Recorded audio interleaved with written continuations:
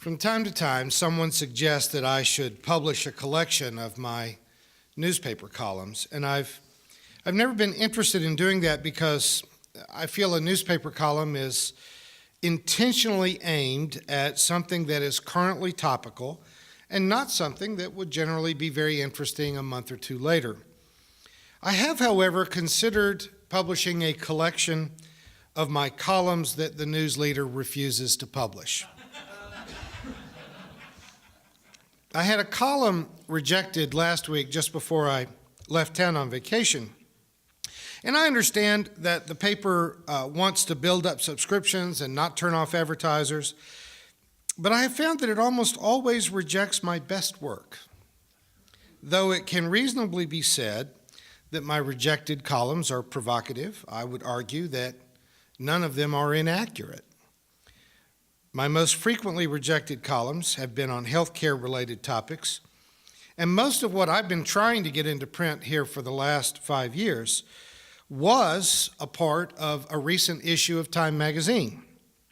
The Time article even mentioned our Springfield, Missouri Mercy Hospital, along with the CEO's outrageous salary, the horrible profit margins and price fixing. All are issues that I have tried to get published and our local publisher has refused. I assume out of fear of alienating major advertisers, though many more plausible reasons were given that I couldn't prove my allegations and that I am an opinion writer and not a researcher, and all those sorts of things were their excuses. And I'm absolutely certain that the fact that our two hospitals spend 25 cents of every dollar spent on advertising in Springfield had absolutely nothing to do with their unwillingness to publish my pieces. Again, I don't fault them. It's my job to speak prophetically. It's their job to sell newspapers, and those two things don't always go together. What troubles me more is when churches start making decisions to edit their message in order not to alienate their paying customers. I can forgive a for-profit industry, like a hospital, even if it calls itself nonprofit, for doing what they have to do to make a profit, but you cannot reasonably extend the same latitude to a for-prophetic institution, like the church, for failing to be willing to tell even uncomfortable truths. I love the modern proverb that says, "You can't fault a child for being afraid of the dark, but you cannot similarly excuse adults for being afraid of the light." Our scripture lesson from Isaiah this morning directly connects the prophet's willingness to speak on behalf of the truth with his willingness to have people spit in his face, pull out his beard, and hit him with sticks. I know that we have several pastors who view us on YouTube, and I would like to say to you that as painful as it is being absurdly fired by a denominational church and rejected by your mother denomination, as I have been, I am free to admit now that that event is in the past by 5 or 6 years, that being fired was the single most liberating thing that has ever happened to me. How many of us have spent our entire careers trying to walk the fine line between doing what we know is right and managing to not get fired? How much of our souls did we sell to remain securely employed? It is certainly unpleasant to have people spit in your face and pull out your beard and hit you with sticks, but I am happy to say that it is no longer legal to crucify a prophet. And so, anything else they do to us, we can survive. Integrity is better than a pension fund, and being free to speak the truth is a lot better than being popular. There'll always be someone who wants to edit the content of your sermons. I always refer to those who know how to be Roger Ray better than Roger Ray knows how to be Roger Ray, and there's always people that want to help me be Roger Ray better than I am Roger Ray.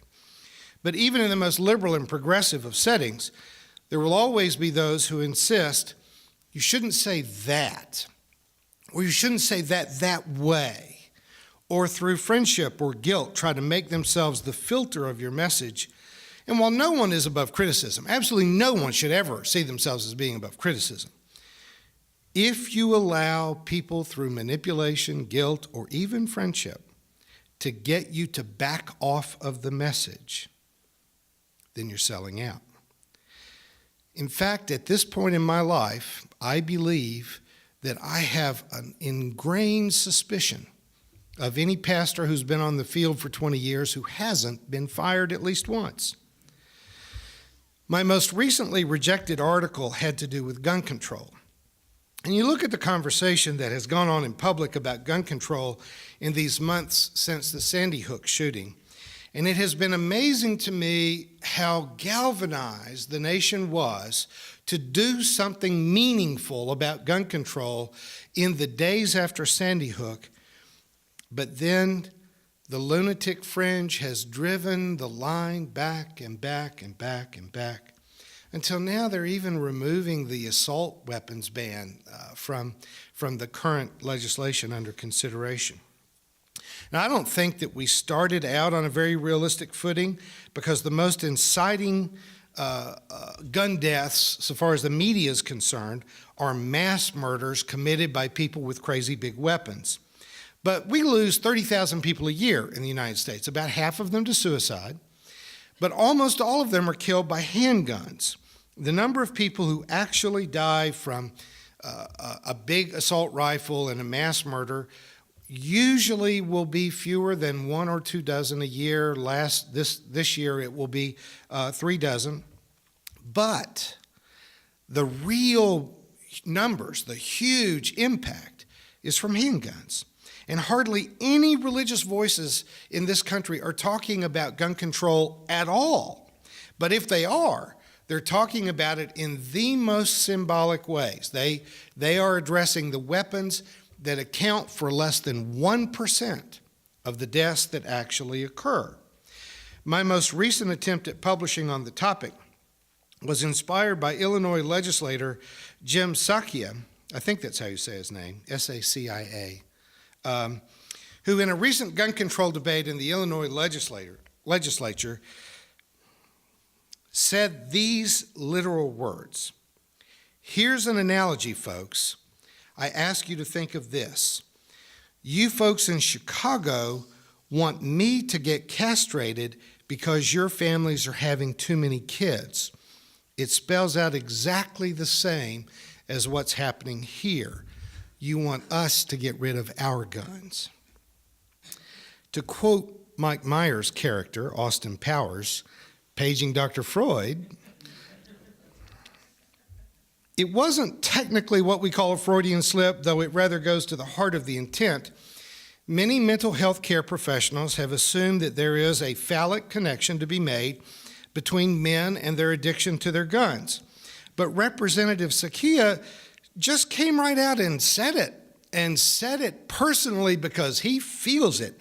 He is afraid that gun control legislation is exactly the same thing as castration. So when you wonder why we can't make any progress on the gun control issue in America, if you're willing to have the courage to be really honest about it, it seems that Second Amendment issues are not really what is at stake. We waste a tremendous amount of time while tens of thousands of people die every year because we refuse to talk about what is really provoking the insanity of our gun laws, and that is male insecurity. Sure, there are lots of hunters who inherit rifles. There are people who've been in the military or in police service who have an affinity for weapons. But they're not the ones that are usually putting up all the roadblocks to meaningful gun control. Those gun owners are almost always willing to go along with sensible, reasonable, helpful safety issues that would reduce the number of deaths in America to something much more sane, as in other developed countries where you can often count the number of annual gun deaths on your fingers and toes. The lunatic fringe is driven by psychological motivations that we are simply too polite to mention because it just sounds bad to say it. So we're being polite, we're being politically correct, and debating symbolic issues that will have no impact on the gun deaths, while 80 or 90 Americans will die today, and 80 or 90 more will die tomorrow, and another 80 or 90 will die on Tuesday. So the lunatic fringe is in charge of the Congress of the United States. And they are saying even to churches that we are not allowed to talk about gun violence or meaningful gun control because that would offend them. 30,000 deaths a year, and they want us to be worried about getting their little feelers hurt, that we might insult them. If the church got involved, it would be mixing politics and religion. Religion can't be against killing 30,000 people a year. And so the church remains uninvolved. And another 90 people will die on Wednesday, another 90 on Thursday, more than that on Friday and Saturday because weekends are usually pretty bad. Or did you really think that people made fun of Isaiah and pulled out his beard and spit in his face because Isaiah was telling them things like, God loves you and you should pray more and you should attend church regularly? The ancient prophets suffered abuse not because they were too religious, but because they were too honest. They were too relevant. They were too willing to tell the most unvarnished truth about what mattered the most in their day. And we are unwilling to say, if you boys will quit worrying about what's on the other side of your zipper, you could let go of some of those great big guns and quit shooting members of your own family. Thank you. You can be well thought of, or you can be relevant. But in spite of years and years and years of trying to be both, I'm convinced that there's no way to do it.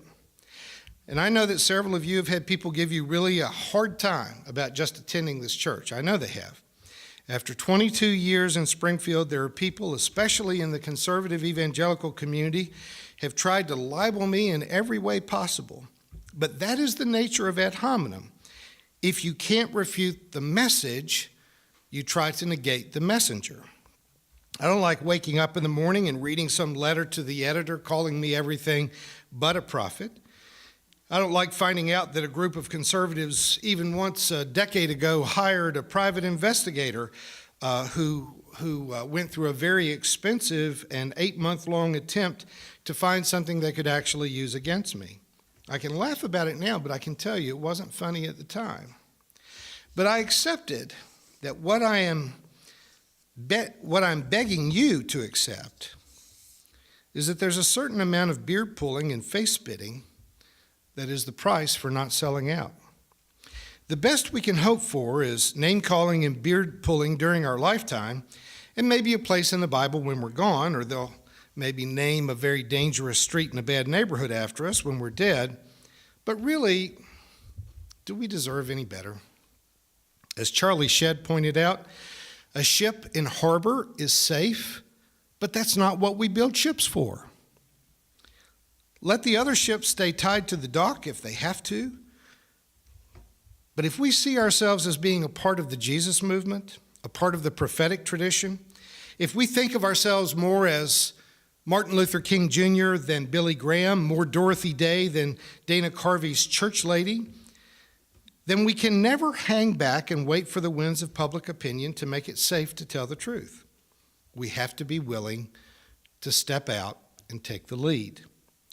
A decade ago, this month, when we started the invasion of Iraq, every pastor in town who published anything publicly about it was in favor of the invasion. A few years later, when the winds of public opinion changed, the exact same pastors that were in favor of it published columns against it. So against that backdrop of irrelevance and complete hypocrisy, I would like to go on the record today as being in opposition to the next war. The church has no business sitting on the fence when it comes to matters of peace, of justice, of compassion, or of saving what is left of our environment. After all, folks, they did not kill Jesus for being a moderate.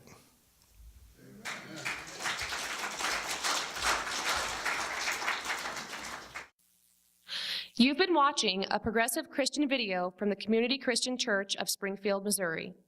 We encourage our viewers to donate to our efforts in feeding the homeless and hungry of our community. Write to us at reverenddray@aol.com for more information.